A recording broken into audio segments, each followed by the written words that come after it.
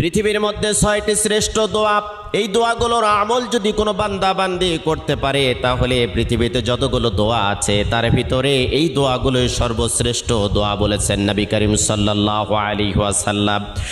কোনো বান্দা বান্দি যদি যতই বিপদে থাক, কষ্টে থাক, দুর্ভিক্ষে থাক, উৎকণ্ঠার মধ্যে থাক না কেন, সকাল থেকে সন্ধ্যা পর্যন্ত যদি কোনো বান্দা বান্দি দরুদ শরীফের আমল করতে পারে, রাতের বেলা যদি দরুদ শরীফের আমল করতে পারে, হাজারো অশান্তির দাবানল থেকে আল্লাহ রাব্বুল আলামিন শান্তি দান করবেন।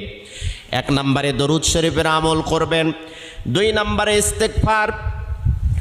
আপনার মুখটা এমন হয়ে যাবে আল্লাহ রাব্বুল আলামিনের কাছে দোয়া করার সাথে সাথে আপনার দোয়াটা কবুল হয়ে যাবে। সব সময়ের জন্য পড়বেন আস্তাগফিরুল্লাহাল্লাযী লা ইলাহা ইল্লা হুয়াল হাইয়ুল কাইয়্যুম ওয়া আতুবু ইলাইহি। যদি না পারেন তাহলে পড়তে থাকবেন শুধু আস্তাগফিরুল্লাহ। 3 নম্বরে আপনি পড়বেন ইয়া যাল জালালি ওয়াল